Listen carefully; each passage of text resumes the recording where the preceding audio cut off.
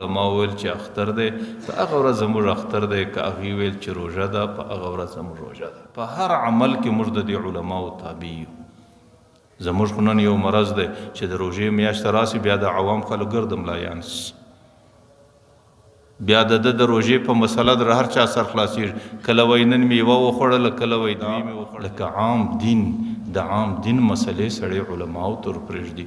د روژې مسلې که روژه شروع کېږي، د اختر مسلې که اختر شروع کېږي، زما په خدای قسم که ما او تا در هغه تقوادار وي یا در هغه پرهېزګار وي یا در هغه ډېر د دین غم رسوي.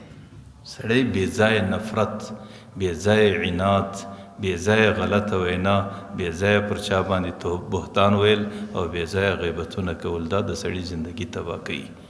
زه دې خلکو ته وایم د خدای په خاطر بله ورځ مې هم درته وویل، مال د علماو غوښه زهریله ده چې کومه ژبه د عالم په غیبت باندې که کڼه سي او نفس علماو ته نسبت کوي، و یاره دې ملایانو په موږ باندې یوه روژه وخوړله.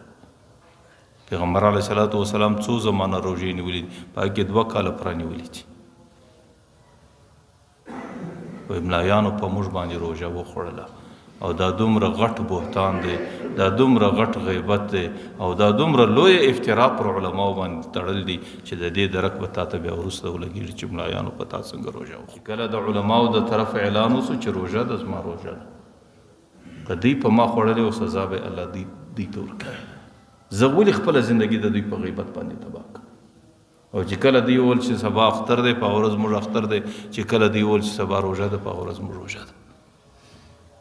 نو ما درته ویل دغه مرض په ځان کې مه پیدا کوئ چې د روژې میاشت راغلې لا نه وي، بیا خلک ګرد د ملایان سي، یو په روژه کې ګایېږي، یو یې په پیشلمي کې ګایېږي، یو یې په لیلة القدر کې ګایېږي، یو یې په خوراک کې ګایېږي، یو د میاشتې په پروالي کې ګایېږي. بارانو په هر مجلس کې پر علماو پر دې خلکو باندې بهتانونه وي.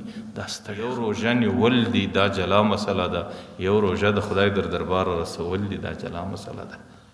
موږ تاسو خو روژه ونیوله، لیکن د خدای په خاطر راسئ روژه داسې جوړه کړو چې د الله در درباره سالمه ورسو، چې د اختر په شپه راسه ختمه نه سي، چې د اختر په ورځو کې راسه ختمه نه سي، چې د اختر په میلو تماشو خپله زندګي او خپله روژه برباد نه کړو. الله تعالی دې زموږ او ستاسو روژه قبوله کړي.